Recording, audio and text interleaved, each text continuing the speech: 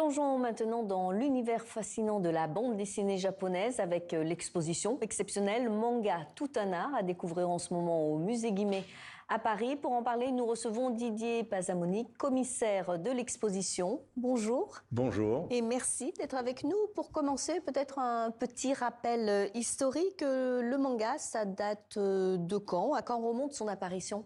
Ça dépend. Si c'est au Japon, il faut compter que c'est la fin du 19e siècle. En revanche, en France, ça n'existe que depuis 1990. Il y a eu quelques prémices avant, mais ce n'est seulement que depuis 90 que c'est devenu un produit de consommation de masse. Alors le manga est évidemment associé à la culture japonaise, mais en retrouve-t-on aussi dans d'autres cultures ? Oui, parce qu'aujourd'hui, les mangas ne sont pas uniquement japonais. Il y a des auteurs de mangas français, des mangaka français. Il y en a qui viennent d'Espagne, d'Italie, du Brésil, même des États-Unis. Donc aujourd'hui, le manga, c'est plus un support, un format, on va dire, que quelque chose de spécifiquement japonais. Et comment est née l'idée de consacrer une exposition au manga au musée Guimet? Quelle mission vous a-t-on confiée précisément? C'est-à-dire que le musée Guimet, c'est le musée des arts asiatiques. À partir du moment où la bande dessinée est un art, le 9e art, c'est un peu normal que le musée Guimet l'envisage. Alors là, les mangas sont un énorme succès aujourd'hui en France. C'est presque 50% du marché de la BD. Donc le musée Guimet ne pouvait pas rester insensible à ça. C'est vraiment la première fois que le musée ouvre grand ses portes. Absolument, absolument. Et l'idée de l'expo, c'est vraiment justement de faire dialoguer les mangas qui sont des œuvres modernes avec cette longue tradition du dessin et de la narration japonaise qu'on retrouve dans les estampes ou parfois même dans des livres qui ont été publiés au XVIIIe et au XIXe siècle au Japon et qui sont assez proche des mangas modernes. Et justement, quel était votre objectif principal en organisant ce dialogue, ce face-à-face entre manga et œuvres traditionnelles? D'abord, le premier objectif, c'était de montrer que le manga est une invention moderne. En fait, le manga tel qu'on le comprend aujourd'hui, c'est-à-dire sous la forme de bande dessinée, ça n'existe que depuis que cette tradition du dessin, de la narration a rencontré l'Occident. Le plus grand auteur de manga de l'histoire, qui est Osamu Tezuka, ça explique pourquoi dans les mangas aujourd'hui il y a des grands yeux. C'est parce que Osamu Tezuka est influencé par Walt Disney et par Bambi. On voit son dessin là à l'écran en ce moment. Et donc c'est cette influence de Walt Disney qui va faire que Tezuka va formater le monde du manga vers le papier, vers la bande dessinée, mais aussi vers le cinéma. Et puis plus tard, ce sera plus lui qui le fera, le jeu vidéo ou les jeux de cartes. C'est-à-dire que le manga va devenir non seulement le 9e art, mais aussi le 7e art, le 8e art et le 10e art si on compte les jeux vidéo. Osamu Tezuka, justement, est souvent considéré comme le père du manga moderne. Et en quoi son travail continue d'influencer les artistes d'aujourd'hui? Quel héritage? Oui, parce que ce qui distingue un manga, par exemple, d'un album de Tintin ou des Schtroumpfs, c'est que les mangas sont beaucoup plus longs. Il y a très peu d'ellipses, c'est en temps réel. C'est un peu du cinéma de papier, les mangas. Et ce qui n'est pas exactement la même chose chez nous. Et ça, c'est une grammaire qui a été inventée par Tezuka. Et on voit bien dans ses dessins qu'il y a une espèce de... Il y a un dynamisme, il y a quelque chose de parfaitement cinématographique. Il a inventé un langage qu'on reprend jusqu'à aujourd'hui. Le manga est souvent vu comme un art populaire, voire commercial. Et en quoi l'exposition permet-elle de changer ce regard?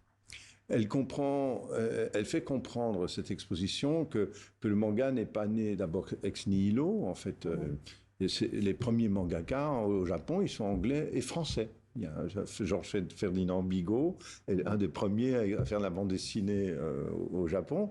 Et puis, on voit une évolution. On voit une évolution qui accompagne celle de la société, mais qui n'est pas...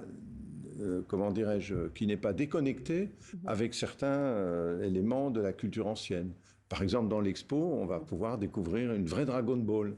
pas n'importe laquelle, celle offerte par le shogun à Napoléon III. Et donc, c'est pas évidemment c'est pas une Dragon Ball comme dans la BD, évidemment, il y a une petite pointe d'ironie, mais on va trouver aussi le renard à 9 queues de Naruto, et puis Godzilla, qui rappelle que Godzilla a été réveillé par la bombe atomique, par des expériences nucléaires, et que c'est un peu la nature qui se révolte. Et donc, ce discours un peu écologique qu'on trouve dans Godzilla ou dans Nausicaa de Miyazaki plus tard, affiche toute la modernité du manga d'aujourd'hui. Et quel est le rôle politique et social du manga au Japon, en plus de son impact culturel? D'abord, il faut comprendre que le manga, c'est un phénomène culturel beaucoup plus large qu'en France, au Japon. Il y a 14 000 nouveautés par an, alors que chez nous, on a 7 000 nouveautés en bande dessinée. Et puis, les mangas touchent absolument toutes les strates de la société. Il y a des mangas, par exemple, pour évaluer le coût de votre construction. Il y a des usines qui ont des mangas qui sont consommés exclusivement par les gens de l'usine. Donc il y a le manga pour tout, au fait, au Japon. Pour tous les publics, pour tous les genres. Le shoujo manga pour les filles est extrêmement développé, avec des thèmes qui sont très féministes, très avancés, qui parlent de genre, c'est extrêmement moderne. Et puis il y a une esthétique. Il y a une esthétique du manga qui infuse partout dans la culture, et comme le montre bien cette robe de John Galliano pour Dior, qui n'est pas exactement du manga, puisque ça vient du dessin d'Okusai, mais le manga, grâce notamment au cosplay, infuse jusque dans les strates les plus avancées de la culture d'aujourd'hui. Et quelle est selon vous l'œuvre ou les œuvres qui peuvent surprendre les visiteurs dans cette exposition? Je pense qu'ils vont être très surpris par le jeu entre les œuvres anciennes. On va découvrir par exemple que Dragon Ball, en réalité, c'est un personnage qui est le roi singe, qui vient d'un roman chinois du XIe siècle et qui a fait son chemin au Japon pour arriver sous la forme de bande dessinée.